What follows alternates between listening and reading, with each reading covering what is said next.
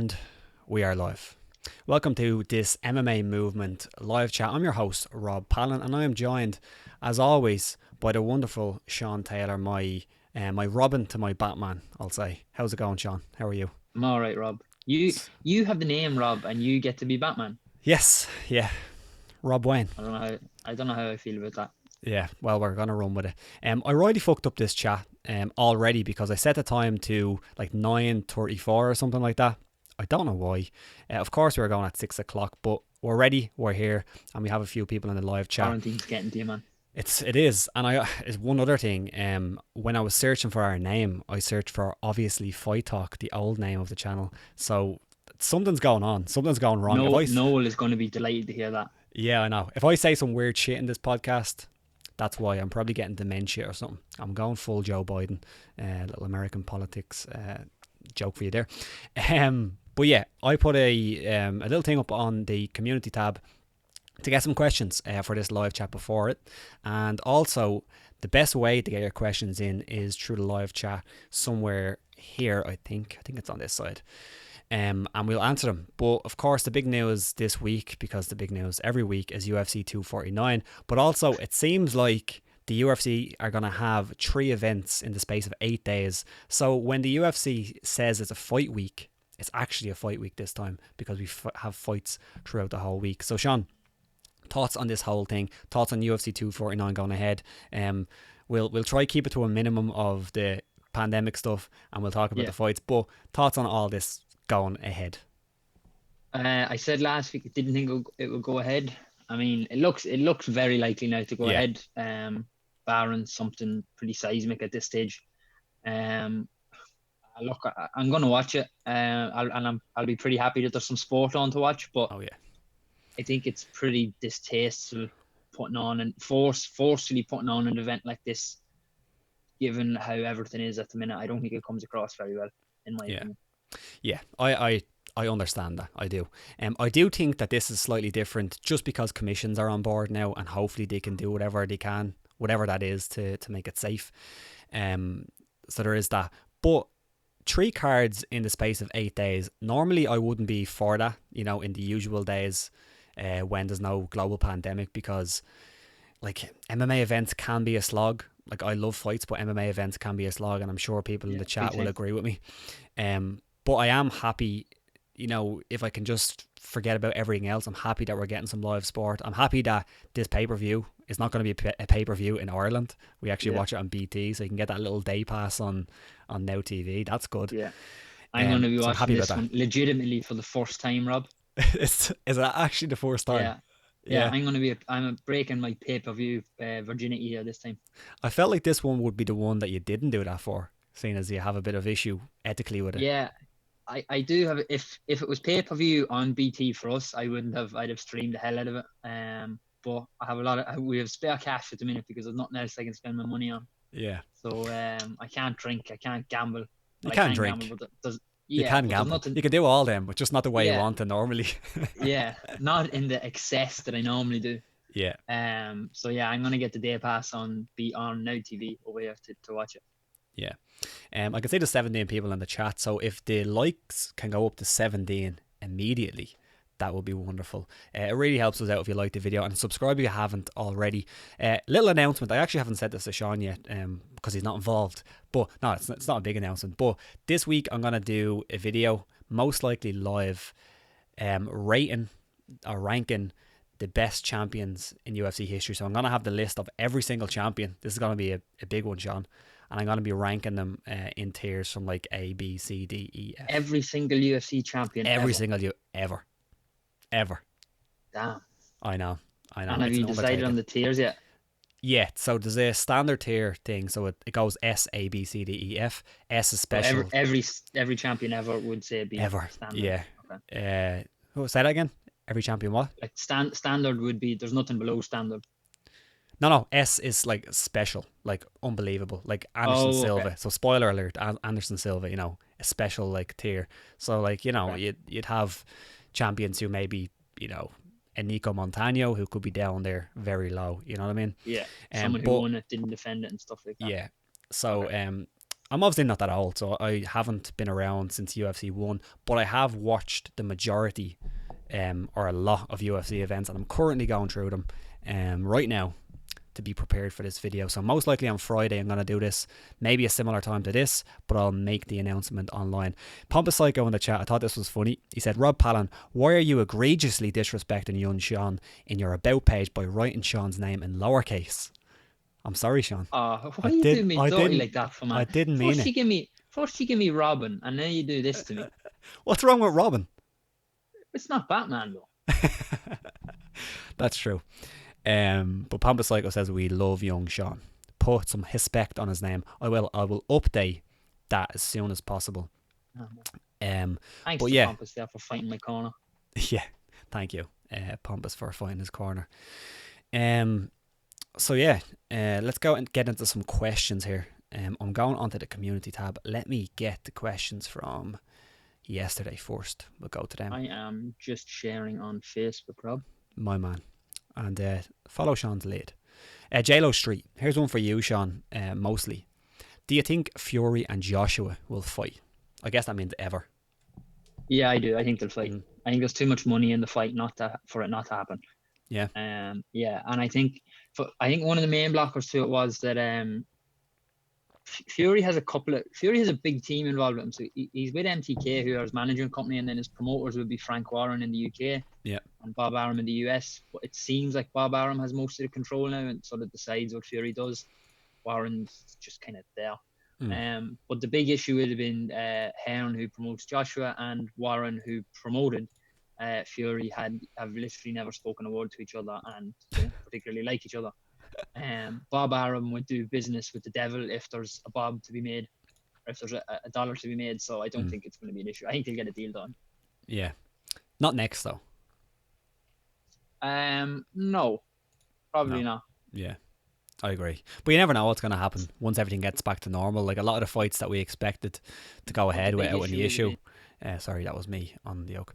A lot of the fights that would go ahead, or we thought was going to go ahead, might not because of this whole thing. So I do agree. I think we're looking at summer next year probably before we see it. Yeah, I agree.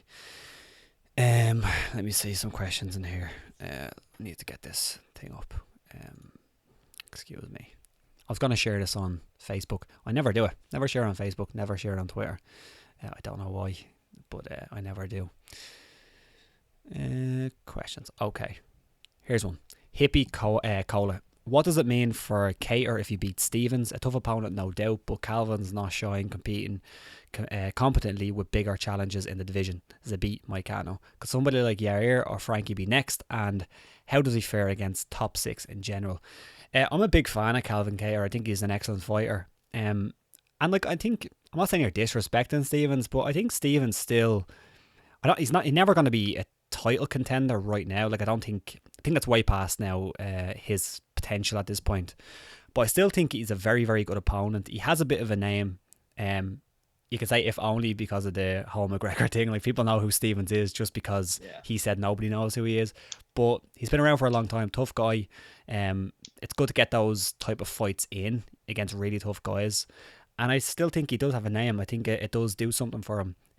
Stevens is at least a gatekeeper. Like, you beat him and you're gonna get into that top five. You know, you're gonna fight those guys.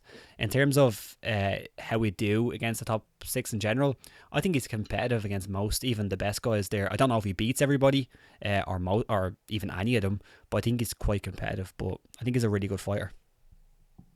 Yeah, I think Stevens is never going to be a bad name to have on your CV. I mean, when you see someone, say if he does pick up a W against him, having a W against Jeremy Stevens on your CV will never look bad, I don't think so.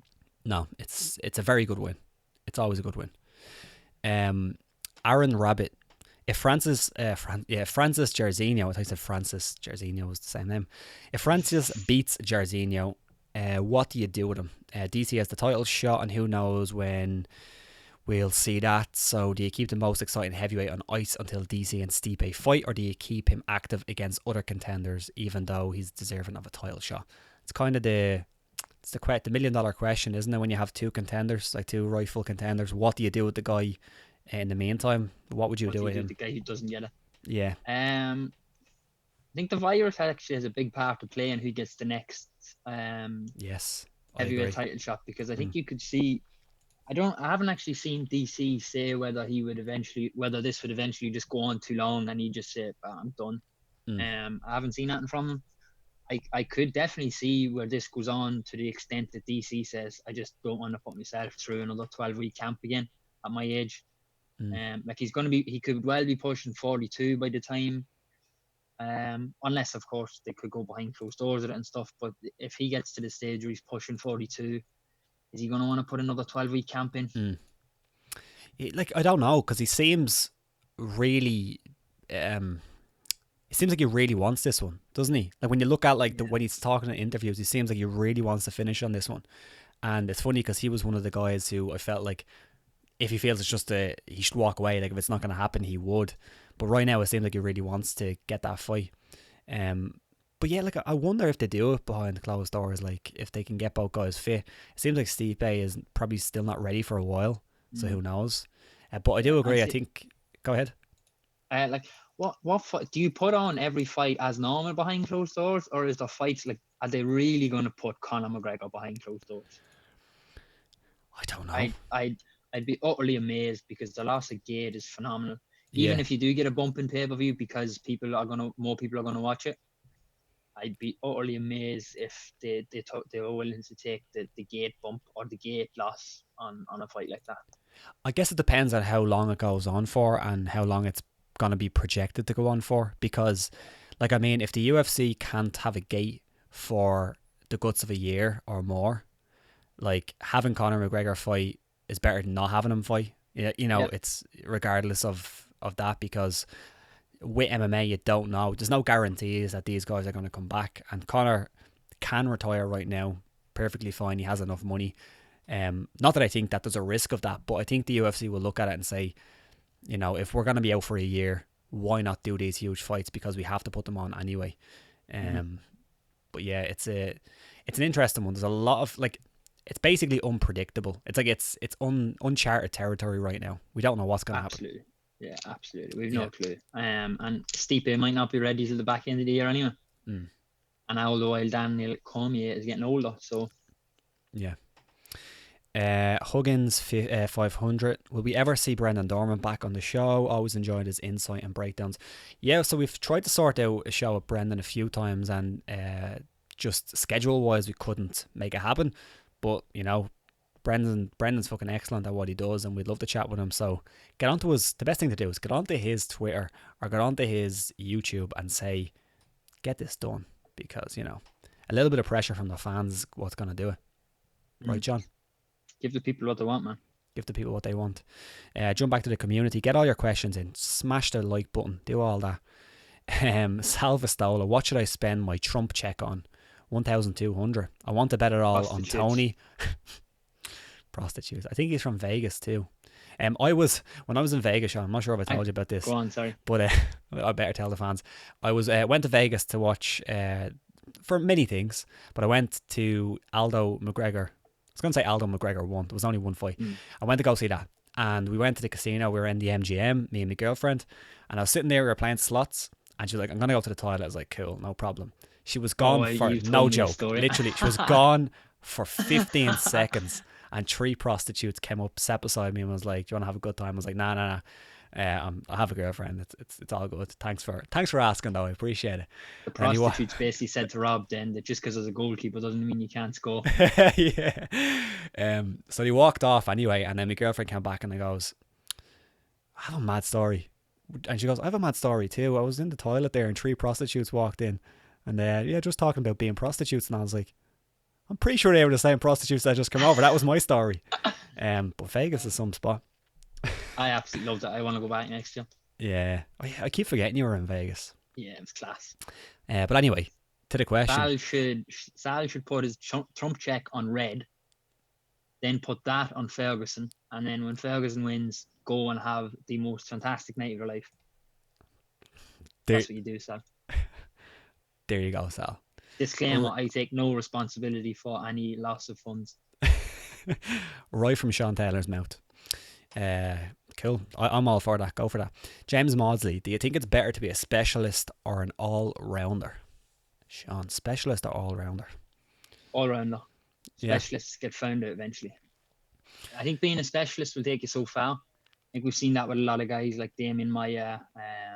If you're going to be a specialist in wrestling, I suppose is probably the one thing. That seems to be the dominant discipline at the minute. But I think being an all-rounder will take you further than being a specialist. Yeah, I do agree. Like, I feel like there's those, I'm going to say, specialists who kind of break through that glass ceiling, and they become probably better than a lot of all-rounders could be, if that makes sense. But then I think the vast majority of them don't get to that point. I just think you do have a better shot if you have an all-round game. But I also feel if you have a game that's particularly dominant in one section, that's probably even better. Like if you're an all-rounder but you have like a phenomenal stand-up game, you know what I mean? I think that's even better. Like Conor McGregor, like you could call him a specialist in terms of being a striker, but like people underrate his grappling. He is a good grappler. You just don't see it, and the reason why you don't see it is because he has enough grappling not to get to those positions.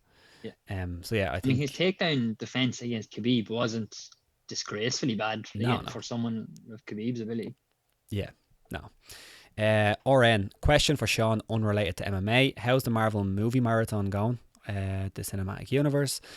I'm doing the same on Disney Plus at the moment. Currently on Thor Ragnarok, so no spoilers past that, please. You're probably similar there, are you? Yeah, he's further on than me. Yeah, because I was off work for a couple of weeks. So I had a lot more time to watch movies. Back at work now. I was watching a movie a night, so it was much easier. I was flying through them. So I'm a bit slower now. I'm only getting to watch them on Fridays and weekends. Yeah. I think last week I'd watched up to Ant-Man, was it? I think so, yeah. I've only watched Civil War since. That was amazing. Civil War is phenomenal, right? Yeah. The only complaint I did have was it's bullshit that it's called Captain America. It's an Avengers movie. It is an Avengers movie. That is right. I'd say that was like contractual or something. Well, probably not contractual. Like it is. It's an Avengers movie. I think they just wanted to have a sequel to our third movie to the Captain America series. But it was an Avengers movie. It was really good. It was one of the best ones. One of the better ones, yeah. Yeah, it was. What's your favorite one so far, or should we reveal that? Go for it. What's your favorite one? Iron Man 1 or Guardians of the Galaxy. I can dig that. I'm probably right there with you. I think Guardians of the Galaxy is hilarious. You watch Winter Soldier, right? Yes. Yeah, that's a brilliant one too. Yeah. I think I was chatting with this with my friends during the week, and we all they've watched them all, so they're further on than me. But we all sort of agreed that the Captain America. I've watched all the Captain America ones now. We all sort of agreed that they are the best, the strongest. Yeah. They're the strongest movies of the lot. But Iron Man is probably my favorite, and then Guardians of the Galaxy and stuff. But I couldn't. The Captain America ones I think are easily the strongest. Yeah, I think it's definitely the strongest series of the lot. Like, and they probably get better. Even though I love number one, they're different. I think that's what it is. They're very different, each one. Yeah. But yeah, good show. We'll continue that on. I think Sean's a little bit. I think Black Panther next. Yeah, nice. That's a good one. That got an Oscar nomination. Did it? Yeah. Yeah. And then I have Spider-Man: Homecoming, which I've already seen because I've always loved Spider-Man. Yeah, phenomenal. Also, side note, tomorrow night, there's like a Marvel pub quiz on Instagram hosted by Tom Holland, Spider-Man. I love him as Spider-Man. I think he's hilarious. He's great. He seems like some lad as well. Like he's living in London with his mates. Like a man. Like you think minted he has absolutely minted. Probably living like a college college guy. Hilarious. Let's get into more questions here. Keep them all coming in. Come on, lads. Like we can go for about an hour and 15, an hour and a half, but that all just depends on the quality and the quantity. But most like we had fun last week of the question. We did have fun last week, and smash that like button and share all that jazz. Marco Toole asked, where has Colby gone? Seems like his trash talk call-outs have seriously declined. I thought that as well, but then he came back kind of around. It was around this card, wasn't it? If you say his name 3 times, he says something stupid. Yeah. It was kind of around this card. Oh no, was it this card? Yeah, it was kind of around when this card was like on. No, it was the London card, right? And we're going to move it over to the States. And then Colby came out and said that he wanted to fight Tyron Woodley on the card. And then for whatever reason, it just didn't happen. So it seemed like he came back out from his cave, so to speak, then. But I thought that as well. Like originally I was like, oh, it looks like he's gonna like back off a little bit on his trash talk. Didn't really seem to happen. Like when he came back out, I'm pretty sure he had porn stars in his gaff and all. So back to his old tricks. Yeah, Colby's back, unfortunately. Are you not a Colby fan? No, I think Salvastola is a Colby fan. I think actually he is. I think he's a Colby fan. Next up, let me get another question here. Linus, I haven't seen Linus in a while. Linus is back. It's been alright. Yeah. Why is there so little talk about Cruz? Possible GOAT versus Cejudo. Definite GOAT. Corniest of all time. Nice, Linus. Well done. They have been going back. What's that say? They have Heat. Sorry, going back to their wrestling days. While I unfortunately think Cejudo wins, if Cruz can win again after a long setback, Linus may get misty-eyed, and that would be quite a UFC moment. Yeah. I don't know why. I think it's a phenomenal fight. I don't know if people are even sour that Dominic Cruz is getting a title fight. Like, I haven't even sensed that, really. Have you? Like, that people are... Not at all. No, not at all. Which is weird because he hasn't fought in, I believe, 4 years. I think he's benefited from the persona he's sort of built up, or the goodwill he's got from being an analyst, because he's an amazing analyst. I think he's benefited from the goodwill he's got from that. I completely agree. I think DC benefited from that as well. After he became a commentator, like, and how could it not? Because like you're one of the voices of the UFC. Like when you tune in, that they're there. So like they're like some of the most famous people. So I think he has benefited. But I don't know why there's little talk about it. It's a brilliant fight, and I said this last week. I think it almost suits Dominic in a way, just to get like a short camp, get the fight, and not have as much time to possibly get injured, because we know he doesn't have that problems. 10-week camp where something can go wrong. Exactly, and we know he doesn't have ring rust because we've seen it. We've seen it against Mizugaki when Mizugaki was like still a really good fighter, and he came in and he smashed Mizugaki. Like that was one of the best performances I've seen, like, of that year. That was the same card. I think it was Conor against Poirier or something like that. I'm not sure if it was. I can't remember when that was. But anyway, phenomenal. And I think a lot more people, and we will speak about it more, like, come up with a card. We'll probably have another show before that next card, week. Right? So next week. So we'll probably, it's Saturday week is the card. Yeah, so we'll dig into that card big time then. But we'll also talk about it today if you have any questions about it. But yeah, really good fight. And also Aldo getting a title fight. It almost seems like, even though Aldo like probably deserved it more because he was active at least, like still people are like, Dominic, grand, it's all right. Yeah, I think that's a fair point as well. If Cruz comes back and takes it here, I think we're talking bantamweight, potential bantamweight GOAT anyway. He's definitely up there in the conversation if he comes back now after that sort of layoff. Yeah. Speaking of, RN said Cruz or Cejudo, who takes it? How are you feeling on the matchup anyway? Who do you think takes the fight? I was actually just getting up the betting odds as we spoke there. Love a few betting odds. Yeah, so Henry Cejudo is quite a heavy favourite. He's 4-9, 4-11ish, and then you can get Dominic Cruz at around 2-1. I'd be quite willing to have a poke at 2-1. Yeah. Yeah, like Cejudo at 4-9 wouldn't interest me that much. As much as it's hard to pick against him, I just wouldn't be interested at those odds. Yeah, like I'm still hesitant to say that 135 is his best weight class. Like, I mean, I know he has trouble making 125, but I still feel like with his size, like his stature, not even his weight, but just his stature, he's probably better at 125. But he has beaten some great guys now at 35s. But like, if you look at Dominic Cruz's run, you have to say he has, he's definitely more suited there. He has more experience there, so you got to give him that. Ring rust probably won't be a problem, but like, common sense says Henry Cejudo will win. But I understand the way you're like, I wouldn't mind a little flutter on Dominic Cruz. Yeah, I'll probably have a poke at those prices. Yeah, I'm gonna have a punt come this card. Yeah, that's actually gonna be nice, won't it? I'll probably pick Henry Cejudo, but I'm not very, very confident in that. And that's a testing. Yeah. I'm not going to finalise any of my picks until next week. Yeah, got to do some research. You know what I mean? Yeah. Got time now on my hands. Yeah. Okay, Owen Young, here's one. Luckily, my biggest fight during the current circumstances is with my Barnett. Yeah. Tell me about it, man. Yeah, I had another COVID cut. Look at that. Isn't that all right? Rob looking fresh, man. I cut that myself. That's Yeah. unbelievable stuff. If you see me with a hat, that means I'm either on holidays or need a haircut. And unfortunately, right now, I'm not on fucking holidays. Holidays in Cavan.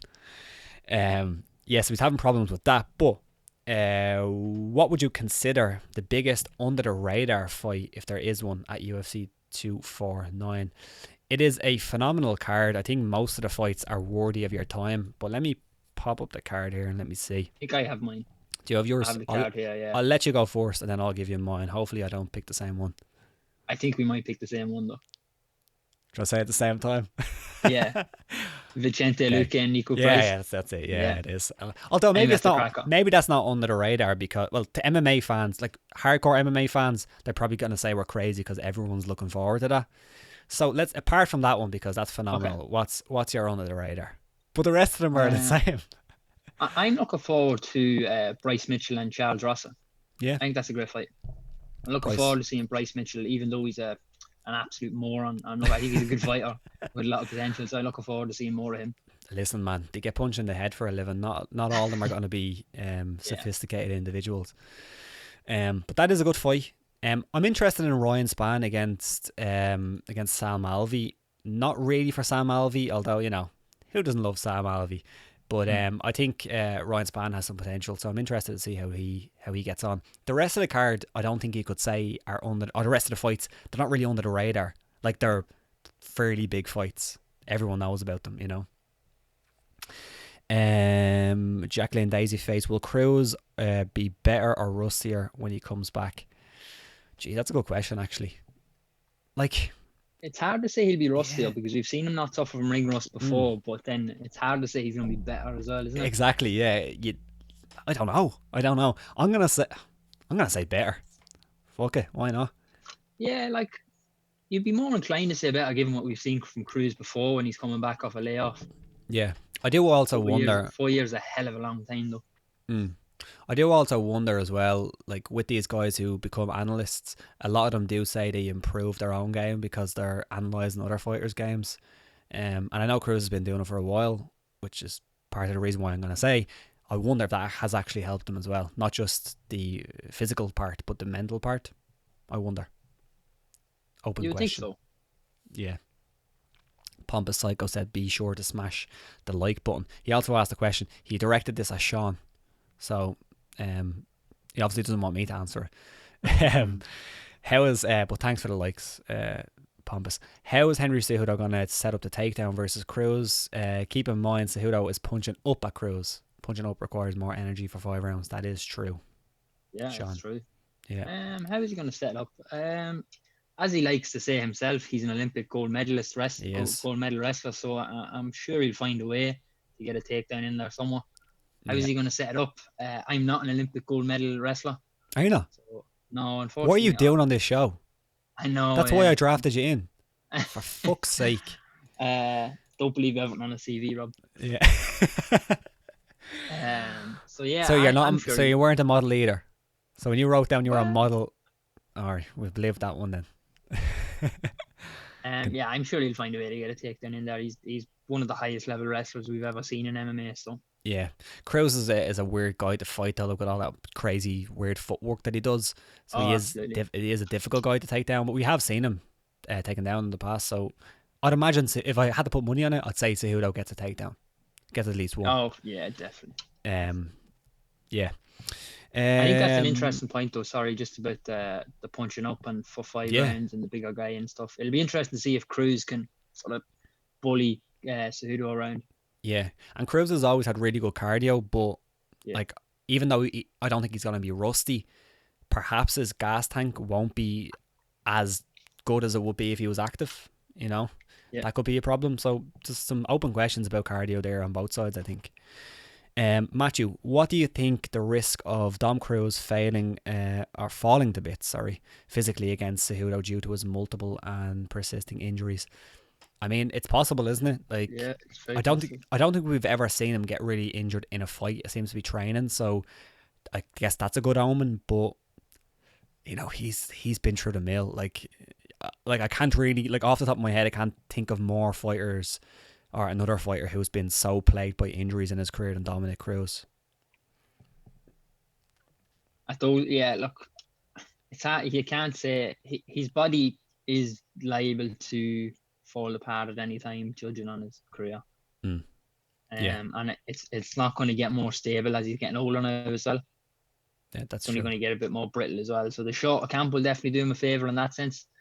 But you couldn't say for certainty that he can come through unscathed. You couldn't be confident. It's hard to believe that even he could be confident in his own body at this stage. Yeah, like he seems to have ultra confidence, but yeah, like when you're going through something like that for such a long time, it's crazy. Linus again, three of the closest fights in terms of rankings are Esparza versus Waterson, Stevens versus Cater, and Hardy versus De Castro. You guys should parlay De Castro, Waterson, and Cater. I don't even want any cash for those picks. Just let me host the next time young Shizzy is in rehab.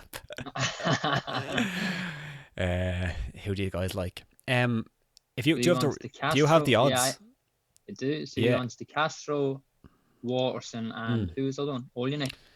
No, De Castro, Waterson, and Cater. Calvin Cater. Cater's a big favourite. Actually, as it happens. Wow. Are they like, so are they like, if they're, he's saying they're the closest in terms of rankings, did you see the closest in terms of odds right now? Not that one, obviously. Esparza, no, not that one. Qatar is 2-5 and Jeremy Stevens is 15-8. Esparza is 8-13 and Michelle Waterson's 5-4, and then Greg Hardy is 8-15 and Jorgen De Castro 6-4. I'd be more interested in that 6-4 on De Castro against Greg Hardy. Yeah, maybe. Yeah, like heavyweights, and Hardy isn't exactly unreal, is he? He's just a big athlete. He's athletic, which does go a long way in heavyweight MMA. Yeah. A tenner on the treble, a tenner on the parlay pays nearly €80. That's all right. Yeah, that's all right. Is there any is there a bet there that you're looking at? You're like, oh, I like that. I really like that. I actually quite like De Castro. Michelle Waters maybe as well. Nico Price seems quite big against Vicente Luque. 9-4. Yeah, he is a big price, and he's weird. He can pull off weird finishes. So, where are we? Do you think for this card? 7-4. Do you think for this card, right, Sean? And I'd love to hear what people have to say in the chat. Do you think people have to take into account the training regimen that these fighters are going through, like not having a full training camp, meaning maybe fights that should be less competitive are going to be way more competitive, and perhaps like upsets? Do you think that should be taken into account? Yeah, but it's a hard one to judge because it's the same for both guys. So who does it affect? Who does it affect more? I think it could suit someone like Donald Cerrone against Anthony Pettis, because he has his own ranch out there living with guys. So he hasn't. That's true. Actually. I'd say nothing has really changed for Cowboy, because he's basically quarantining with guys all the time anyway. Yeah, you're self-sufficient out there. So like, I'm looking at Donald Cerrone there, and he's 11-10 against Anthony Pettis, and that's at 170 as well, isn't it, that fight? The Pettis and Cerrone fight. Yeah. Let me check. It is 170. Yeah, it is. Yeah. That's a price that I could be interested in, just because I think a short camp, we've seen before, a short camp, a less pressure fight kind of suits Cowboy. So yeah, that's a good point, and great point with the ranch. I never even thought about that. Like, he's probably quarantining with a lot of other fighters. Like, that has to be an advantage. Other than that, it's a hard one to account for. Because both guys are going through the same, so you don't know how it's going to affect them.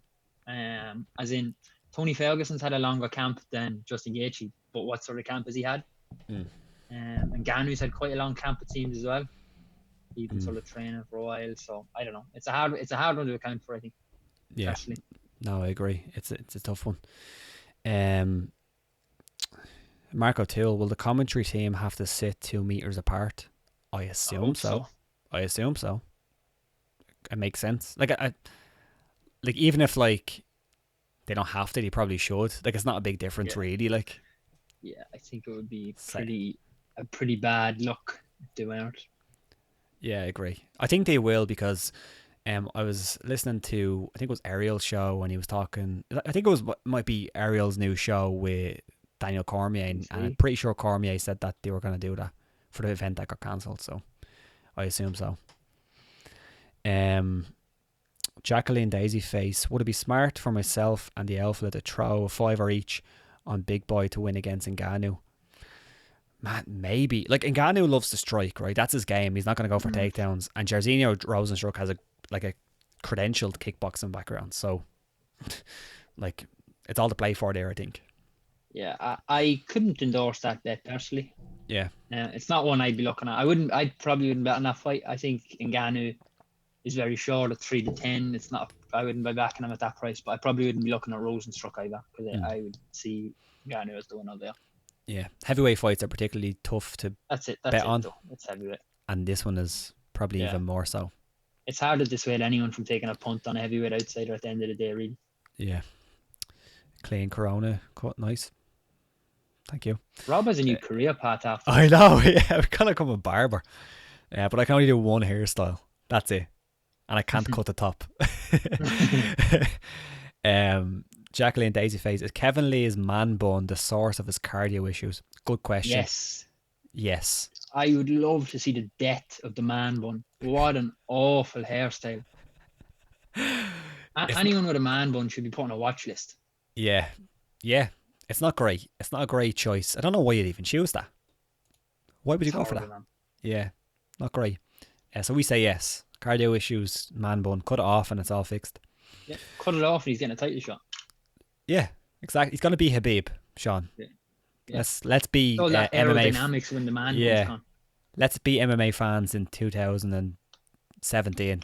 Kevin Lee's the man to be Habib, right? Zafra, no one should be selfish. A lockdown is a lockdown. Stay safe. I agree with that. Pompous Psycho, I wonder how much UFC content we're going to get for the card embedded inside the octagon, weigh-ins, face-offs, etc. That is a good point. Never even thought about that. Embedded, you'd have to imagine that's not going to happen, right? That's surely in the bin. Yeah, that can't happen unless they just have like the lads with iPhones recording themselves. And plus it's probably going to be just as intriguing because all they do anyway is like, I'm going to run on a treadmill, I'm going to go get a haircut. You can't get a haircut now, so a hill or something. Maybe they'll give each other corona cuts. Maybe it's going to be just some guy, the usual go for a haircut, but they're just cutting their own hair. Sean Sheehan has a tweet that he bangs out every now and again. It's literally, there's like a standard text of every embedded video. That's literally it. Yeah, it's pretty much it. It's always the same. Someone arriving at the airport. Yeah. That kind of stuff. There'll be a close-up of like a suitcase and stuff. Yeah. It's phenomenal. But yeah, I think it's a good point though. Inside the octagon, because I mean Dan Hardy and John Gooden can just do that over Zoom. Exactly, yeah. I think they might have done something. All right there, Sean. I think they might have done something already over Skype or Zoom. It's not going to be up to the production standards that they usually have, but be all right. But I do think there's going to be a lot less. They might just do like promos and stuff, a lot more promos. Next question, Jacqueline Daisyface. Of course, it plays a factor. I would have given Gaethje a solid 3 rounds on a full camp. Now I give him 2 at best. I guess that was my question. Was it about the training camp? Yeah. I guess. Good point.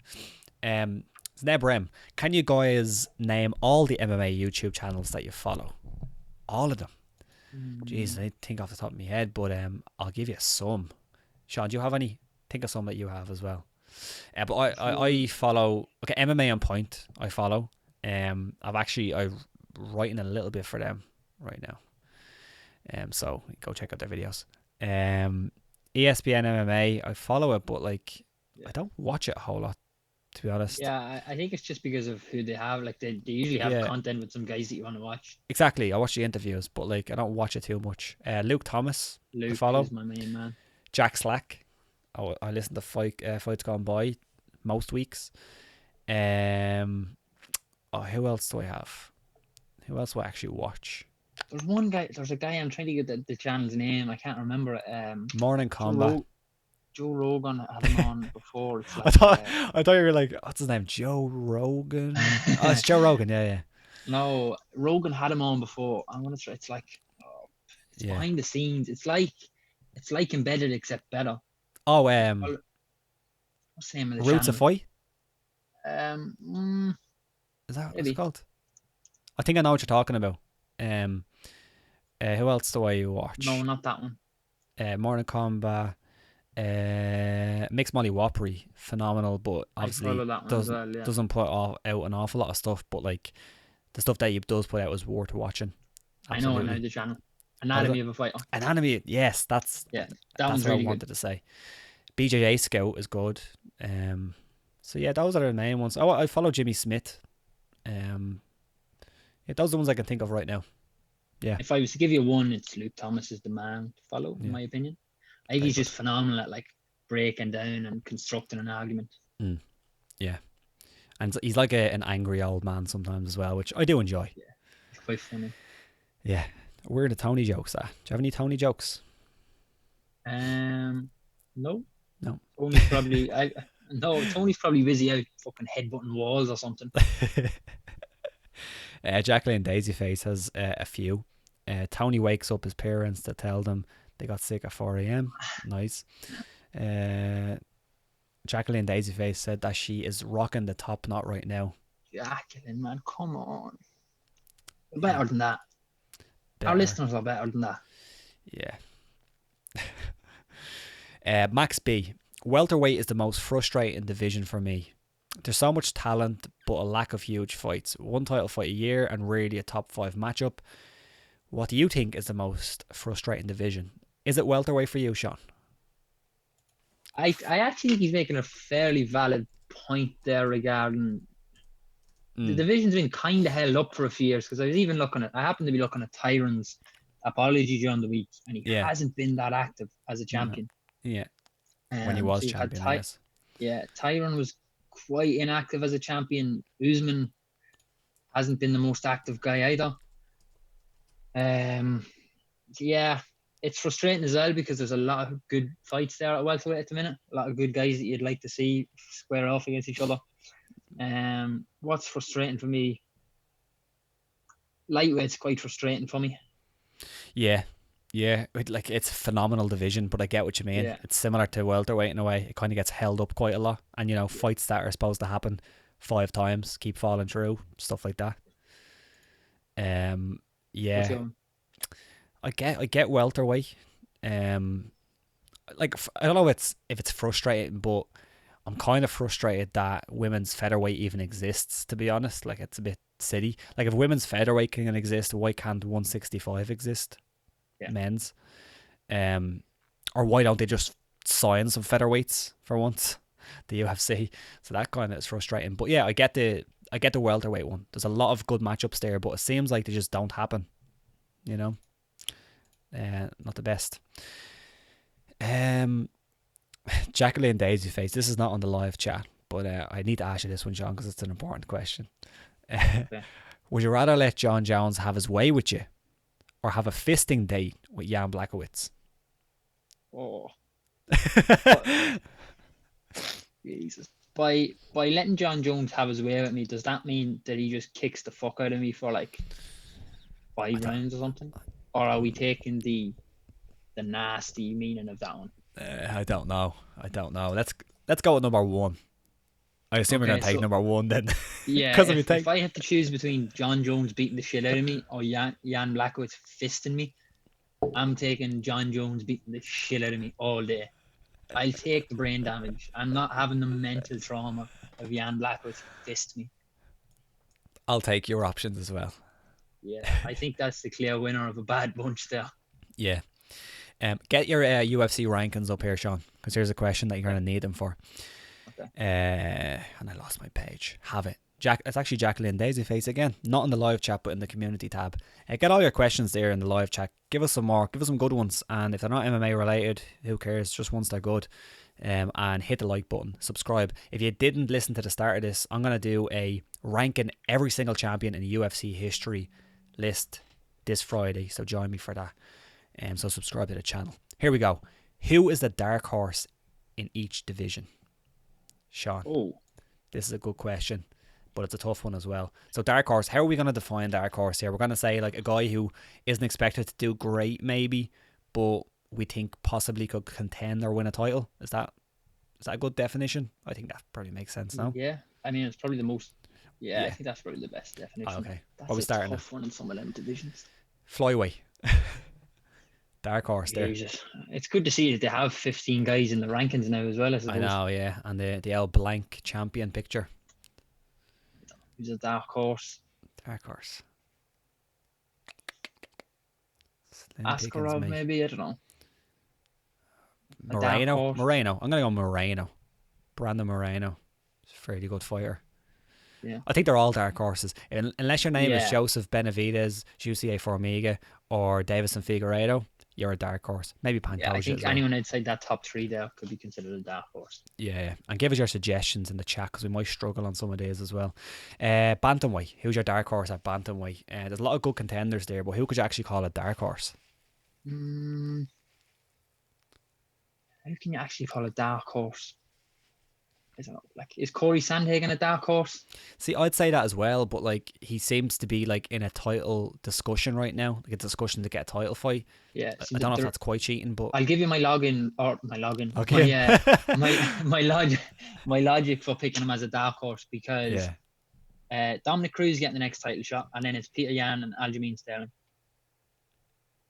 So then you're looking at Sandhagen. So I'm going to pick Sandhagen. I think that's a legitimate dark horse pick. Yeah, I'll go with that. Yeah, like I'm going to accept that, and I'll go with that because you know how big of a Sandhagen fan I am. I'm telling you, champion soon. Well, as soon as possibly it can happen. The Dewey Cooper is given Ruvel and Pava, and also Song Yadong. Song Yadong is he a bantamweight? That's a shout, actually. Probably not ranked either. See, we're just looking at the rankings here. Song Yadong is actually a shout. His last fight. Song Yadong is a phenomenal. He's a bantam, yeah. Oh, that's probably a more legitimate pick for a dark horse. Yeah, great show on Song Yadong. Unbelievable. We're on the rankings here, so I'm going to try to think outside the box as well. Featherweight, go for it, Sean. Bit outside the box here, featherweight. Let me see. Could you say Calvin Cater? You probably could. I was looking at maybe someone, Sadiq Yusuf, or a little even darker horse, maybe Josh Emmett. Yeah, Josh is a good one. I think there's a few in there, to be honest. You could say I could argue Ryan Hall because nobody wants to fight him. He's not really in the discussion, and he's super tricky to beat. And the stand-up game is getting better because people are afraid of his grappling. I'm gonna say Ryan Hall, dark horse. Nice. Cara France, Jacqueline Daisy Face is saying for featherweights, or bantamweights, isn't it? Yeah. Seen Jacqueline said he'd kick me up and down the town of Wexford, son. He's definitely from Wexford when he's putting son at the end of his sentence. Yes, son. Lightweight, dark horse. Lightweight. Who's a dark horse at lightweight? Oh, Jesus, I don't know. I would have said Gregor Gillespie before he got sparked. I'm going to say Islam Makhachev. I was gonna say Islam as well because who realistically is it? Like, who's a dark horse to win a title at lightweight? Yeah. I don't know. I'll take Islam as well, but I think that's a bit of I'm not sure how I feel about that one. Yeah, welterweight. I'll let you take the first pick on that, Sean. Welter. Good to see Conor McGregor in at number 14 in the rankings there. Oh yeah. I'll take. I'm not sure. Are we going by necessarily young as well? Not really. I'm going to take Michael Chiesa because I think he's looked good at 170 as well. Big dude. I think the weight suits him. I'm slightly surprised by that pick, but well done. I like it. I'm going to say Jeff Neal. I like Jeff Neal. I think Gilbert Burns is one as well, but I think he's a little bit close to that, contendership status. So I'm going to say Jeff Neal. Middleweight. Middleweight has some good contenders and then a lot of guys. Oh, Edmund Shabazian. It's the only one. It's the only one there. I'm going to take Jack Hermanson. Oh, very good, actually. So apparently not the only one. Sorry about that, Sean. Yeah, I looked at Shabazian first, then you took him. I want to pick someone different. So. Oh, here you go. Light heavyweight. Rob. Jesus, light heavyweight. Shogun's still down at the 15 there. Yeah. Jesus. Fucking hell. While you're thinking there, Dewey Cooper said Ponzinibbio for middle. That's it. Or for welter, sorry. Shape. It's a good show. Oh, Jesus. I'm not picking one at light heavyweight. I'm gonna go for the Rakic. Alexander Rakic, the only one, really. I'm gonna pick Alexander Gustafsson. Oh, young Alexander Gustafsson. I'm not picking that one. Yeah, heavyweight. I don't know who I'm picking at that one. Heavyweight. I'm gonna say Cyril Heavyweight's a Gane. fun one. Cyril Gane. Looks like Nice. He has something about him. I'll take Walt Harris. Oh, very good. Women's strawweight.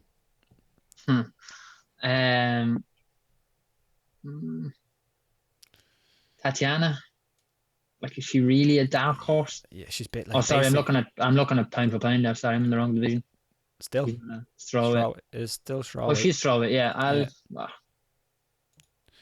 No, I'm gonna pick Michelle Waterson just because I love her. Yeah, Michelle Waterson would be my MMA mom if that's what I had to. Do you know what? I'll go with. Hasn't worked out, and I picked her as someone who's going to contend at some point, but she hasn't worked out. But I'm going to go with Cynthia Calvillo to turn her career around and get back up there. Flyweight, Jesus Christ, that's a fucking. Valentina's just way too good in that division. I can't even think of contenders. I said this last time. Actually. Who? I'd pick Molly McCann. Just go the European MMA scene. Can you go for Macy Barber, or would I be risking a down vote in this video? I'm joking. That's a down vote, Rob.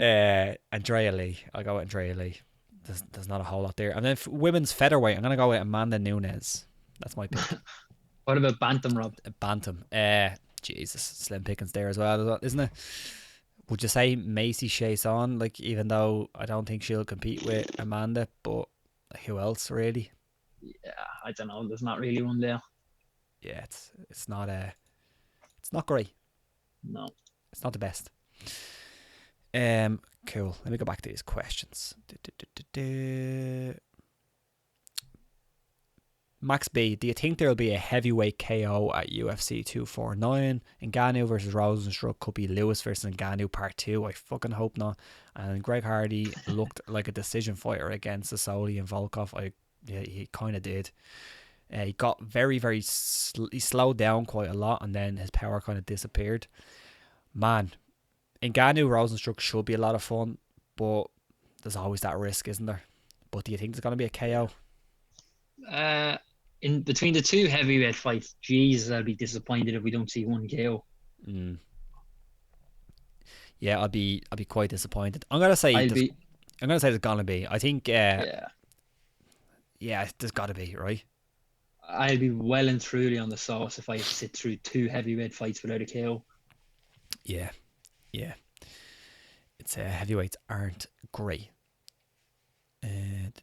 Max B, I was looking at your old podcast and saw some guys I didn't recognise. Can you give a brief history of the channel? Started by me and a guy called Noel. If you watch the old episodes, you'll see that he was a guy with glasses sometimes. The really tall guy, very thick double accent. Sometimes. Yeah, I'm trying to think of how to describe. Slick back hair, looked tall, but he's on camera, so you'd never know. We started. He's a ring announcer in Ireland. The MC shows, and he also does commentary for Brave now. We started it, and then 1 week, Noel couldn't do it because he was travelling somewhere, and I got a friend of mine called Carl. He was the very aggressive looking lad, but he's actually a sweetheart. He came in and he helped us. Yeah, he's a sweetheart. He came in and he helped us out. So he was that guy, the guy with the beard and the bald head. And then that was the kind of main people. Then Brendan Dorman kind of contributed quite a lot. If you don't know Brendan Dorman, go check him out on YouTube. Then you had Daniel Mulvaheady, who is a referee in the UK, phenomenal referee, has refereed a UFC show, potentially shows. He's done at least one, done a lot of Bellator. So yeah, that's kind of the history of the people now. And then Sean, obviously, you know Sean, but he came aboard when we linked up with MMA on Point for a while, and he's been here since. He's like a bad rash. Thanks, Rob. I mean, a good rash, Sean. Good rash. What's a good rash? I don't know. I don't know. Sorry. Rosenstruck and Ngannou both like the counter, says Dewey Cooper. Yeah, is that the real Dewey Cooper, the boxing coach? That'd be cool. I doubt it. I agree. They do both. Actually, he's an Ngannou coach, isn't he? Yeah. Anyway, they both like the counter. Yes, that is true. So it could be a Derek Lewis, unfortunately. Mark O'Toole. Don't want that negative talk. I know. Can Woodley ever get back to champ status, or has that ship sailed, Sean? Can he? Yeah, but he's going to need to be a lot more active than he currently is. I think Woodley's such a weird one, because like he's such a good fighter, but he just gets himself. He seems to think that the whole world is against him. He does actually, yeah. It's weird. He seems to think that the whole world is against him. He seems a bit picky and choosy with his fights. He didn't want to go to London to fight Edwards. I think that he shouldn't have to. Sometimes you got to get on the road to get a. He lost the championship status. You can't call the shots anymore like that. Yeah. You're now a challenger. Yeah, I definitely think he can get back to champ status. Probably not while Usman is champion, just because of the dominant fashion we've seen. Yeah. Usman get rid of him in. Maybe if someone else was there. But yeah, I think he could get back into title contention, but he's going to need a lot more active. If you had to put money on it, though, would you say that he will? No.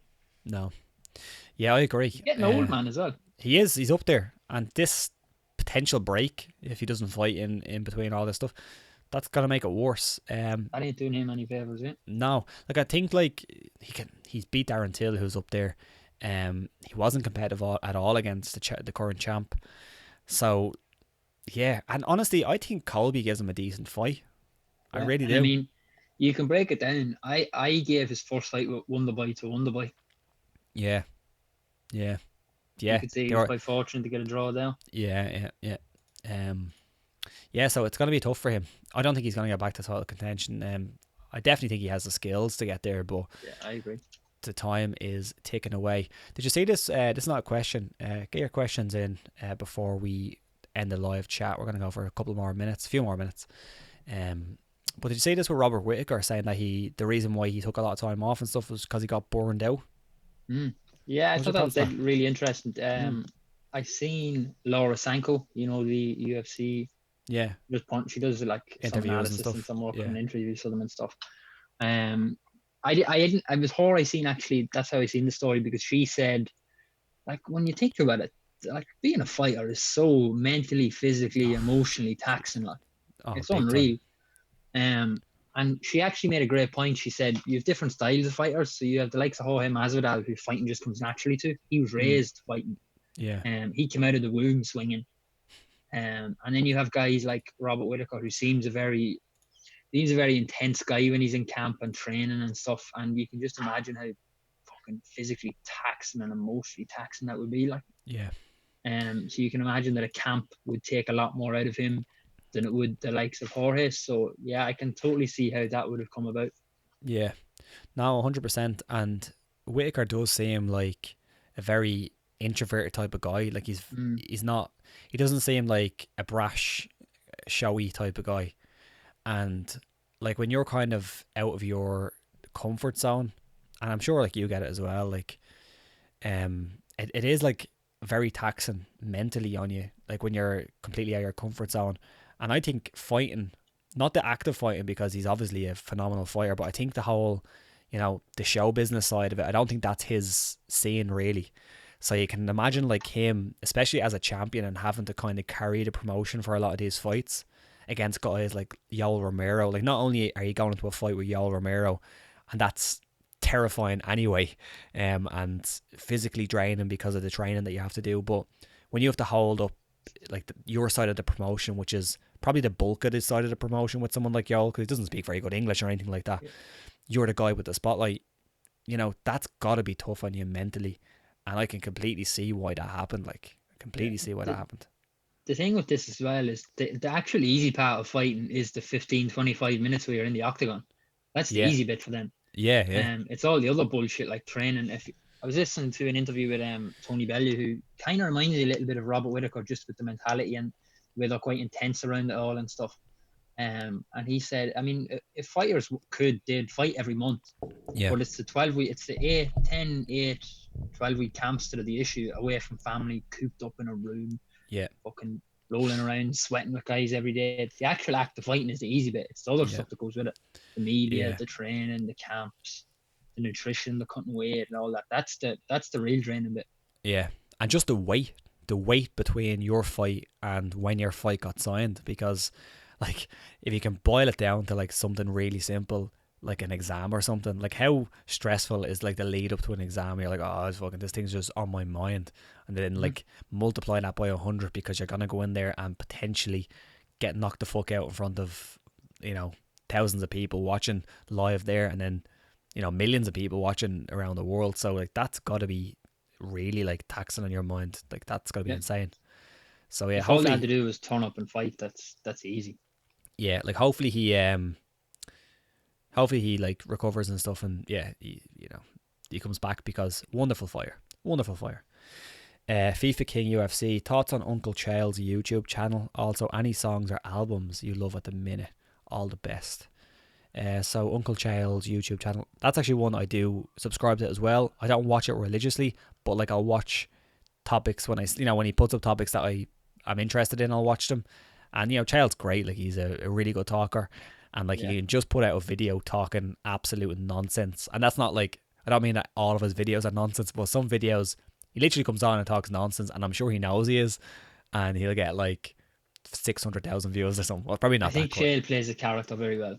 He does, yeah, and he's always been that way. But he's like phenomenal and really good YouTube channel. When it's a topic that I really like, I enjoy watching him. I assume you're the same, Sean.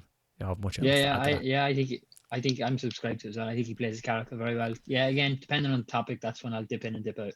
Yeah, and then any albums or songs worth recommending. Me and Sean have a very different taste in music, so this should be interesting. We have wildly different tastes in music. No, we do, but I listen to a bit of everything. I just happen to like stuff that wouldn't be the same as yours. Do you have an album?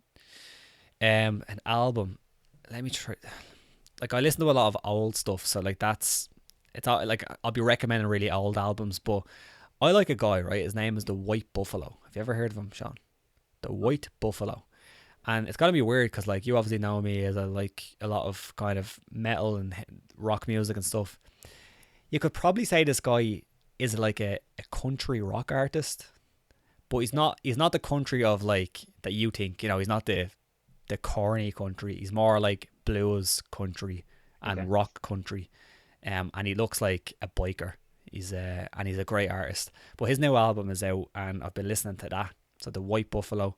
I'll try to get the album name to get up, but that's one that I'm kind of listening to right now. And then I was watching the Oasis documentary, so I'm listening to a bit of Oasis. I need to watch that actually. Yeah, that was on thing. It's on Netflix. I like it's the Irish band. We actually don't get a lot of Irish viewers, but like Fontaines DC, they're like only album.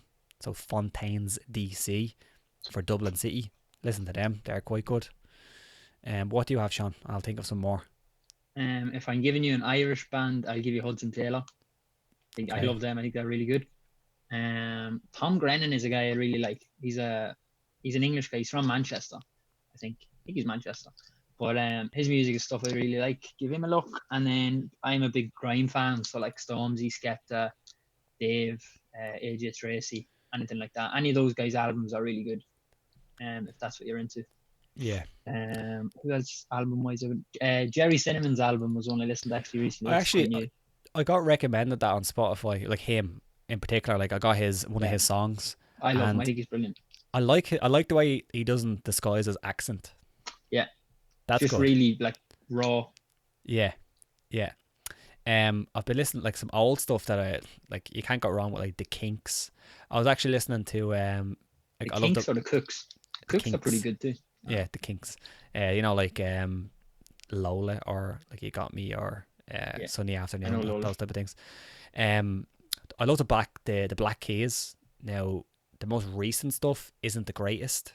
I like it, but it's not the greatest. But if you go back to the Black Keys back catalogue and go to like Tick Freakness or Magic Potion or the Big Come Up, their first album, phenomenal stuff. I never got into grime though. I never really got into a lot of my friends would listen to like American rap and stuff, which I just cannot get into. No. Like, you know, the stuff that you'll see the fighters and stuff sharing and listening to, like I don't even know the names, like all this American rap and stuff. I just can't get into I love that, like American rap, the place where it originated. like ASAP Rocky and those types of guys, yeah, yeah. and Childish Gambino and people like that. I just I can't do get into I do like Childish Gambino though, for some of his songs, but like can't get into their stuff. Much prefer it's British now. A lot of it, the grime stuff. So I much prefer it. into Irish rap. It's all right. It's it's not great. Yeah, it's I'm thinking of what's he called, the two lads, Versatile. Yeah, they're mad. The two I'm thinking of. Yeah, they're tapped. Yeah, it's absolutely mad. Listen to Anthony Scott. Listen to the Fistful of Dollars by Albert Yurlung and Andy Noss. Check that out. Murphy's there as well. Dropkick Murphys, yeah. Any more suggestions would be great, because we do need all these in this time. But you can't go wrong with like a bit of Metallica or something. You know what I mean? Go like no. I like their song "Whiskey in the Jar," but that's because I like the song. I prefer Luke Kelly's version of it. Yeah, like I'm a big Luke Kelly fan, actually. Luke Kelly's song. It is a better version, to be fair. But you can't go wrong with like what album would I? Let's give Sean Master before we Puppets. go, Rob. Right, give me one album, one podcast, one movie, and one TV show. Okay. And I'll do the same. Yeah. Okay. What was the first one? One album. One album. All right, we'll just go with Metallica because you don't listen to them. So I'm gonna go with Metallica, Master of Puppets. Okay. Okay. Next up, movie. One podcast. One podcast. Oh, I would recommend this podcast. No. I actually haven't been listening to a lot of podcasts like recently at home, because I usually listen to them while commuting, so it's kind of weird. But I like Recode Media. I don't know if you'd be into it though, but I like Recode Media. If you're into like media, but like digital media in terms of like what's going on with like streaming services and stuff like that, it's very interesting because they get into like the business side of all that, and I find that quite interesting. Yeah, I'd be interested in that. Then I need a movie and a TV show. Movie. There's a lot of them. We'll go with classic Goodfellas. Okay. Or actually, we'll go with Goodfellas, or we'll go with something a bit more, not obscure because it won an Oscar, but we'll go with Parasite if you haven't seen it, Sean. Okay. Yeah, and then an album. That would be a good album, TV show. You haven't watched Game of Thrones, have you? No. No, I won't go Game of Thrones because they messed up at the end. Yeah, people have told me not to bother with Game of Thrones. Oh, just to watch it and not watch the last season. It's such a good show, and then he absolutely messed it up at the end. Joe, what I'll go with? I'll go with like something a little bit lighter. Silicon Valley. Silicon Valley was a great show, all the way to the end. Really good watch. You're up, Sean. What you have?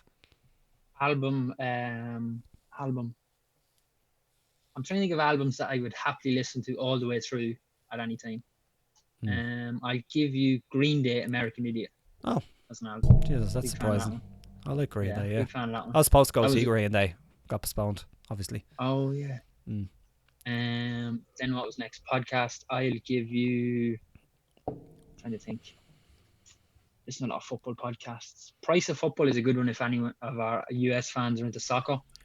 It's literally the business side of football and breaking stuff down pretty simply. It's all half hour, 30-minute stuff, but it's really good.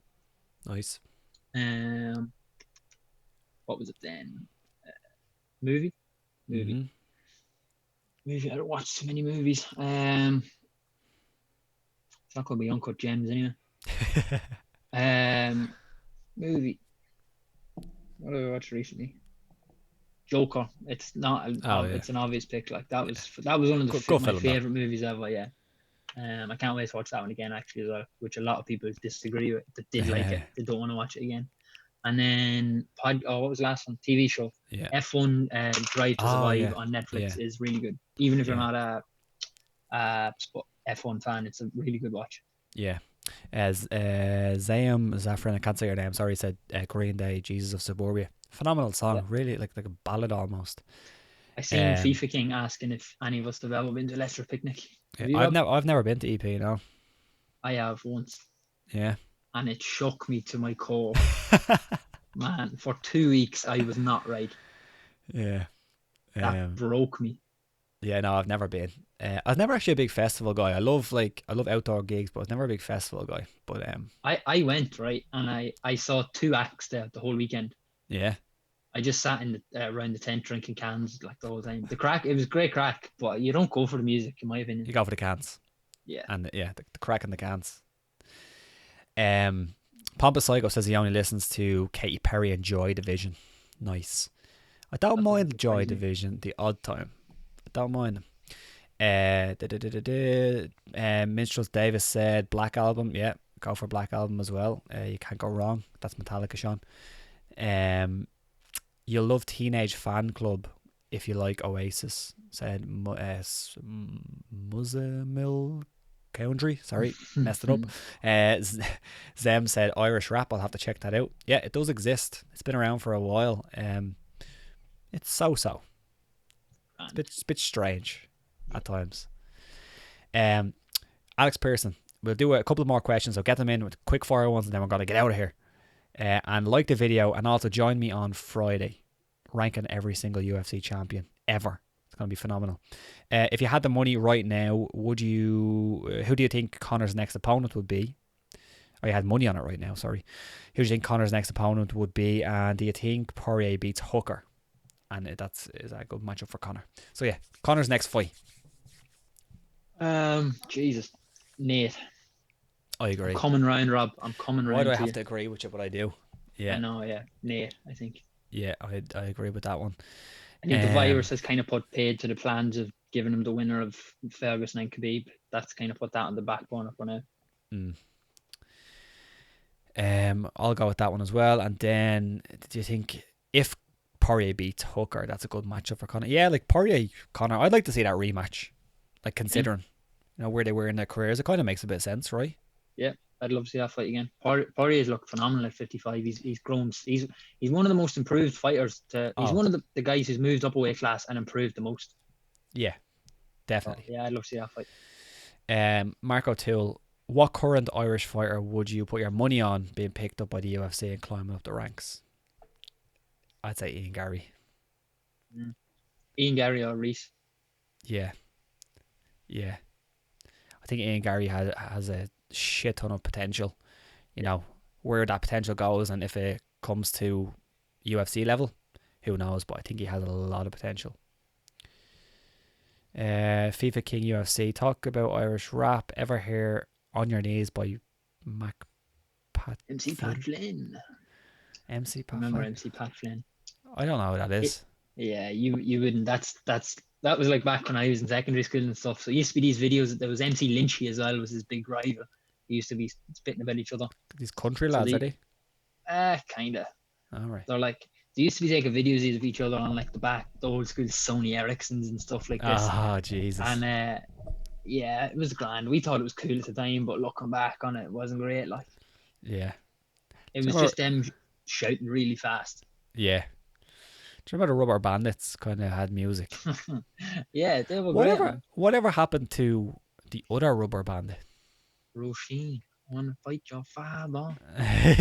But would you like? That was one of the songs. Yeah, it was three. Horse Outside was the tree. Horse Outside was the iconic. So you have Blind Boy is the only one that's really around doing stuff now, is he? Yeah. Yeah. Check out the Rubber Bandits. They're very weird. Like they're this group, the comedy group, but also like Blind Boy is very political. But like they're lads who wear like plastic bags on their face and appeared on state television. Like it's such a weird. Blind Boy's from Limerick, and he goes on the telly talking like this. Yeah, sure does. He's from Limerick. Anyways, gosh, yes, Nate is coming back, phenomenal. And Pompous Psycho said, "Thanks for the live show, gents. Cheers to your health." Yeah, thanks, Pompous. Wonderful. Sean, do you have any closing remarks before I let you go and enjoy the rest of your beautiful day? Nothing from me. Stay safe, folks. Stay safe. Healthy, keep well. Yeah. Talk to people. Check in on your friends. All that. It's like all the good stuff. Yeah, wonderful advice by Sean. But yeah, all the same, do all that and like the video before you leave. It really helps us out. Give it a share. And yeah, subscribe to the channel, and then check me out on Friday, where we're going to do some big rankings. But yeah, Sean, wonderful show. Thanks for joining us. Cheers, Rob.